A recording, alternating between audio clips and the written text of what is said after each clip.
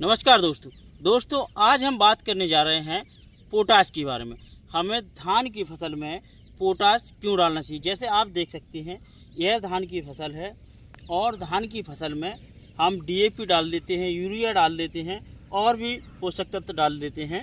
और अब हम बात करते हैं पोटाश की कि पोटाश हमें क्यों देना चाहिए और पोटाश का कार्य क्या रहता है, इसमें क्या महत्व है और पोटाश की क्या बेनिफिट मिलने वाले हैं। जो हमारी धान की फसल में हम पोटाश की मात्रा अगर देते हैं तो इससे हमें क्या क्या बेनिफिट मिलने वाले हैं।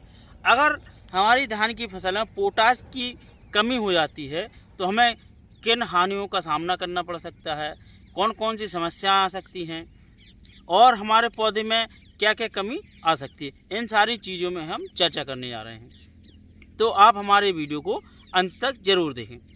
जैसा ही किसान भाइयों हम अपनी फसल पे डीएपी यूरिया देते ही हैं तो हमें पोटाश की मात्रा दे देनी चाहिए।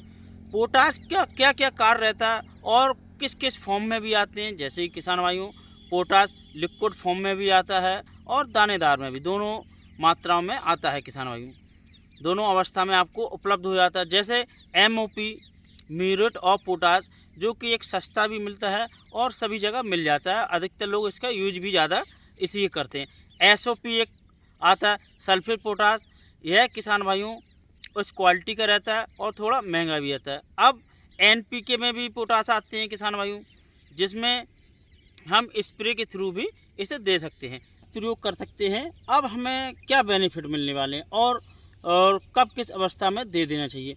जैसे म्यूरेट और पोटाश यानी कि एमओपी एसओपी, इनको हमें बुवाई के वक्त ही दे देना चाहिए, डीएपी के साथ दे देना चाहिए।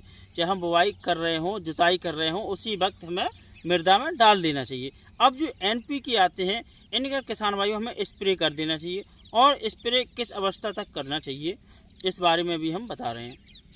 तो पोटाश का कार्य किसान भाइयों, पोटाश क्या है कि हमारे पौधे में जब हम पोटाश का यूज करते हैं और पौधे को पोटाश की मात्रा पर्याप्त मिलती है तो किसान भाइयों यह जो इसके तने रहते हैं यह तने मजबूत होते हैं किसान भाइयों, जो कि हवाओं के तेज चलने से, पानी के बहाव से गिरते नहीं हैं।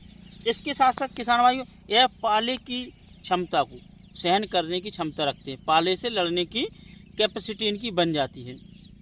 और अगर किसान भाइयों सूखे की समस्या आती है तो यह सूखा को सहन करने की भी स्थिति रखते हैं। अगर इनको हम पोटाश की मात्रा देते हैं तो पोटाश इनको पाले से बचाने का भी कार्य करता है और सूखे में सहन शक्ति भी बढ़ाता है कि सूखे को सहन करने की क्षमता को बढ़ाता है। इसके साथ साथ किसान भाइयों यह परिवर्तन को भी, जैसे मौसमी परिवर्तन होता है तो जब क्या कोई फसलों में काफ़ी इफेक्ट आता है तो किसान भाइयों यह मौसमी परिवर्तन को भी झेलने की क्षमता रखता है। उसके साथ साथ किसान भाइयों यह रोग प्रतिरोधकता को बढ़ाता है।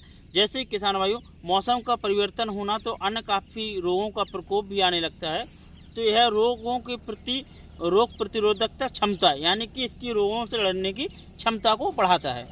अब किसान भाइयों पोटाश जो रोग होता है जो इसकी बालियों को निकलने, यानी कि जो इसकी बालियां निकलती हैं तो बालियों को अधिक से अधिक लंबी करना, बालियों में दानों को पूर्णतः भरना। जैसे धान की जो बालियां निकलती हैं तो आपने देखा होगा लास्ट में कुछ बालियों के दाने खाली रह जाते हैं या स्टार्टिंग में कुछ दाने खाली रह जाते हैं। तो अगर पोटाश की मात्रा रहती है, पर्याप्त मात्रा रहती है, तो किसान भाइयों धान में जो बालियां हमारी निकलती हैं एक तो उनकी लंबाई अधिक होगी, लंबाई के साथ साथ दाना पूर्णतः भर के आएगा, दाना पूरा भर के आएगा और दाने में चमक आएगा, जो कि एक मार्केट में अलग ही अपनी छवि को रखेगा, पहचान रखेगा। यानी कि मार्केट में अपने आप को आकर्षणशील करता है, चमक देता है, उसमें साइज में सुडौल अच्छा बनाता है, मोटा बनाता है, साइज भी अच्छी बनाता है, देखने में सुंदर और आकर्षण लगता है। इसका जो चावल दाना निकलता है अगर हम पोटाश की मात्रा इसमें देते हैं तो इन चीज़ों का काफ़ी लाभ मिलता है आगे जाके और मार्केट में रेट भी अच्छे मिलते हैं।